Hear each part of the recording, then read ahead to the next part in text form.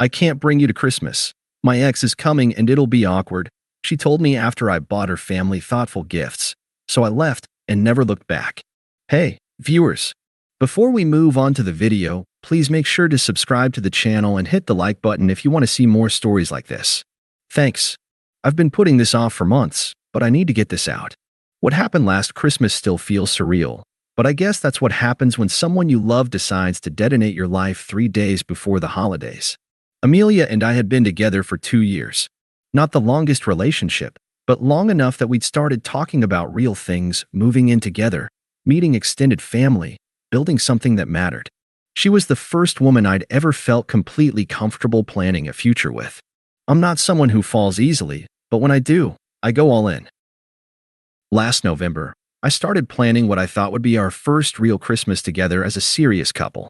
I'm talking about the kind of Christmas where you actually coordinate schedules, buy thoughtful gifts, and make an effort to blend your traditions. Maybe that sounds boring to some people, but I grew up in a family where holidays mattered, where someone actually thought about what would make other people happy. I spent weeks finding the perfect gifts. For her mom, I tracked down this vintage tea set she'd mentioned exactly once during Thanksgiving dinner, some pattern her grandmother used to collect. For her dad, I found a first edition of a book he'd referenced in passing. For Amelia, I'd saved up for months to buy her this art supplies kit she'd been eyeing but would never buy for herself. The kind of gift that said, I pay attention to what matters to you. The reservations were made, the schedule was coordinated, and I was genuinely excited. This was going to be our Christmas. The first of many. I found that vintage tea set your mom mentioned at Thanksgiving. I told Amelia one evening in early December, showing her the carefully wrapped box. The one from the antique shop she used to visit with her grandmother. She barely looked up from her phone. Oh, yeah, that's nice. I set the box down, watching her thumbs move across her screen. Is everything okay?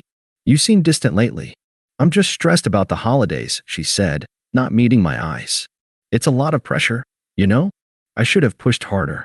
Should have asked why someone who'd been excited about Christmas plans a week earlier was suddenly treating them like a burden. But I trusted her. I trusted us. Looking back, the signs were obvious. The way she'd started checking her phone constantly. The vague responses when I asked about her day.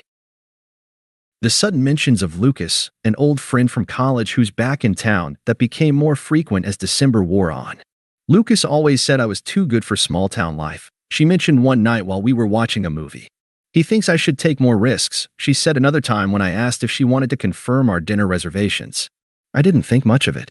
People reconnect with old friends. It's normal. What I didn't realize was that she was already comparing me to him, and I was losing a competition I didn't even know I was in.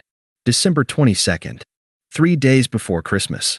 I was in my living room wrapping the last of the gifts when she walked in with that look on her face, the one that means someone's about to say something that changes everything. Oliver, we need to talk. I looked up from the ribbon I was tying. What's up? She sat down across from me, her hands twisting in her lap. For a moment, she looked almost pained. I'm bringing Lucas to Christmas dinner instead of you. The words hit me like cold water. I stopped mid-tie, the ribbon falling loose in my hands. What did you just say?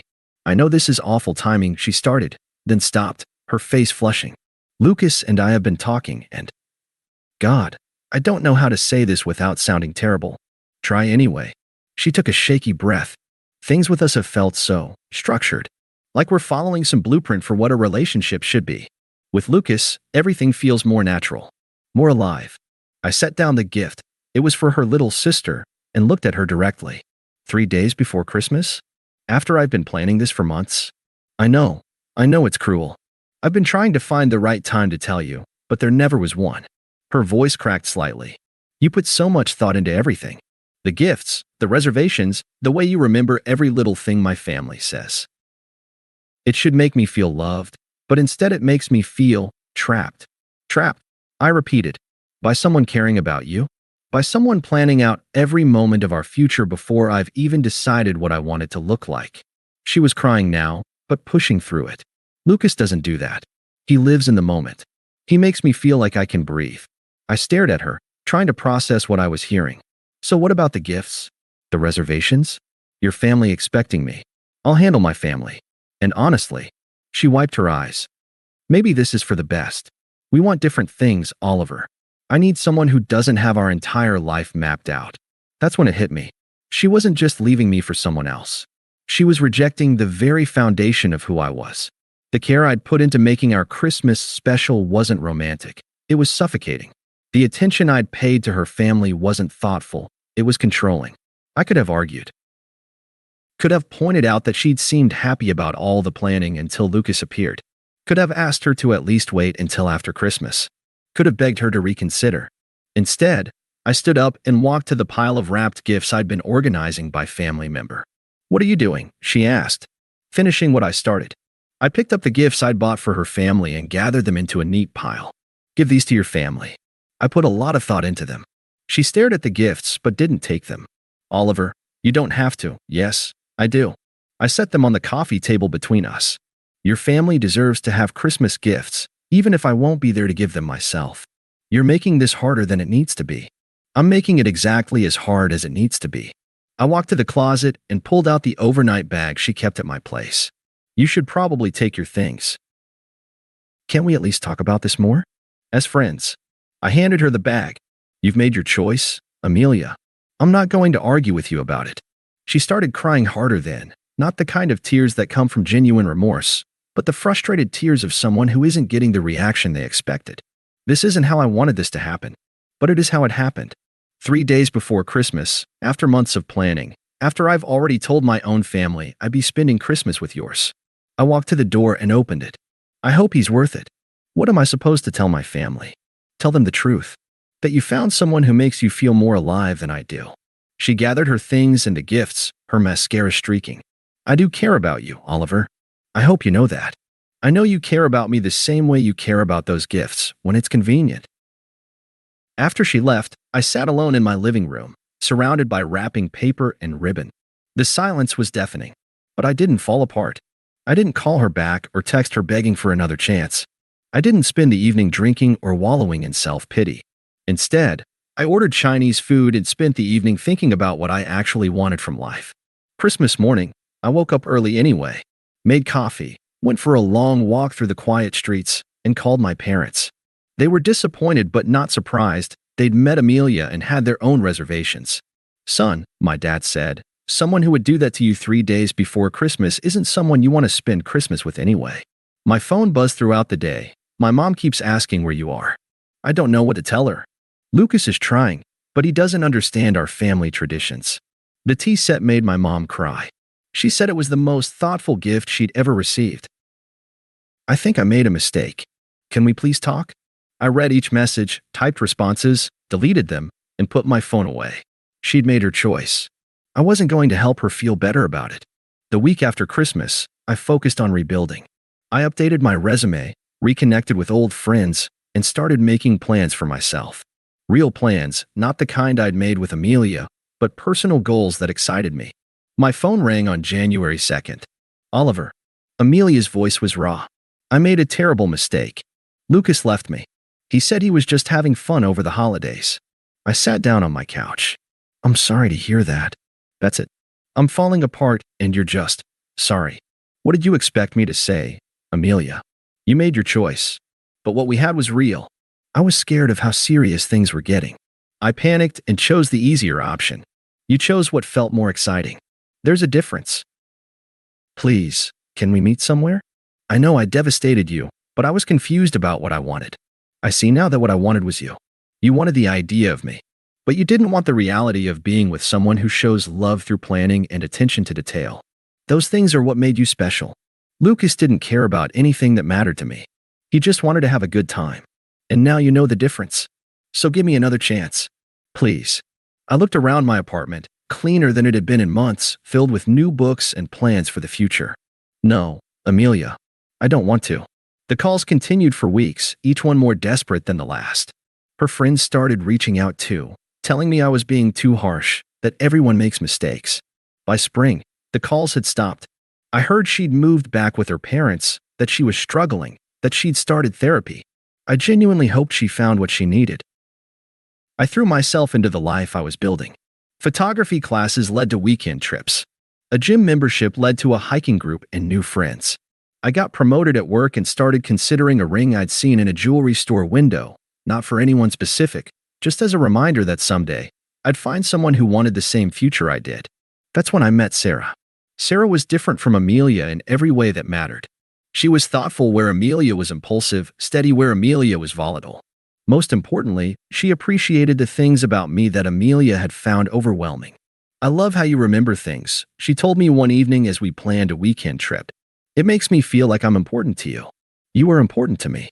I know. And I love that you show it in ways that matter. When December rolled around, Sarah was excited about our first Christmas together. I want to meet your family, she said while we decorated her apartment. And I want you to meet mine. I think they'll adore you. Are you sure? I tend to go overboard with holiday planning. She laughed. Promise me you will. My family does everything last minute, and I've always wanted to experience what it's like when someone actually thinks ahead.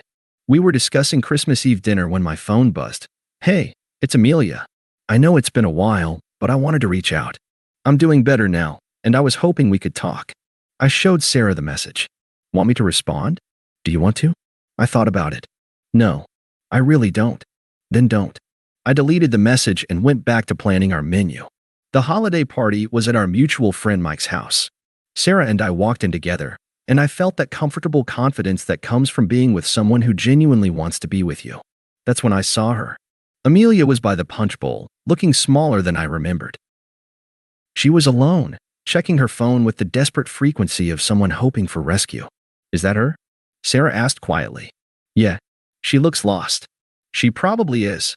Sarah squeezed my hand. Are you okay? I'm fine. And I was.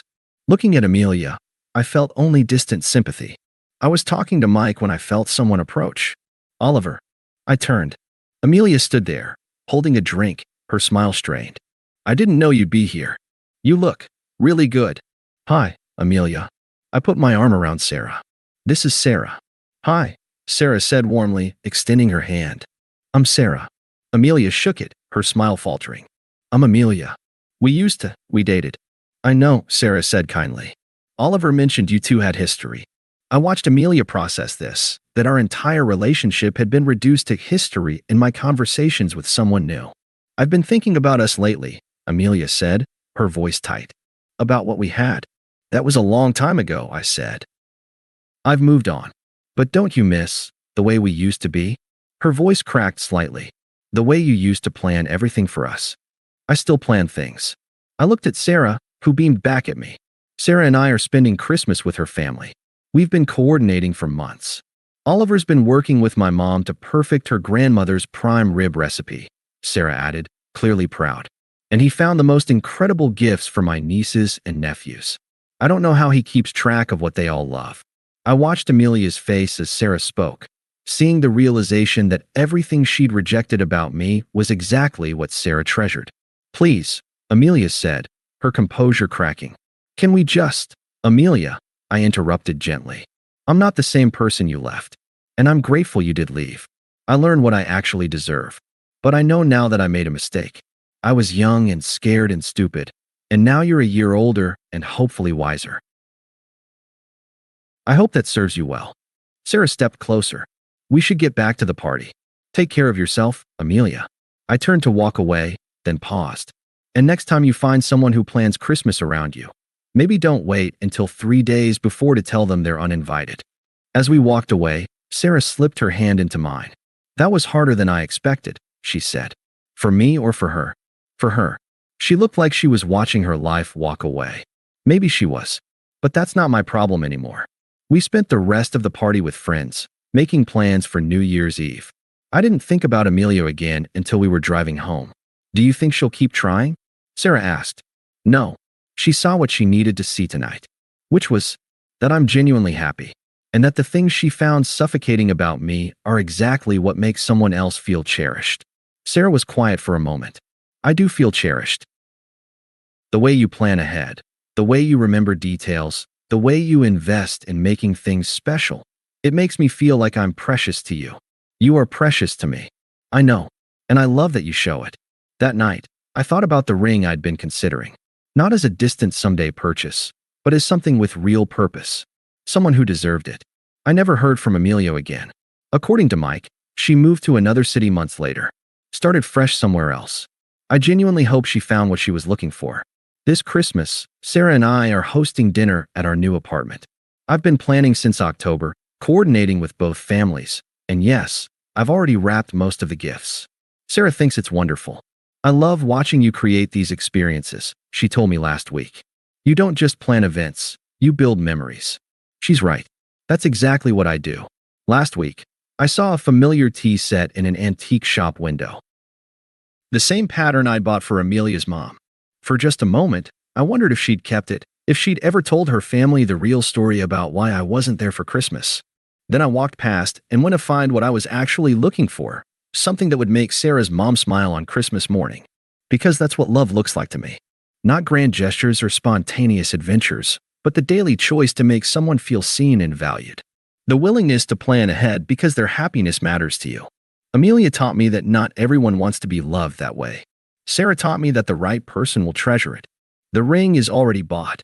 I'm planning to propose on Christmas morning. Thanks for watching. Make sure to subscribe to the channel and hit the like button. What do you think about this story? Share it in the comments.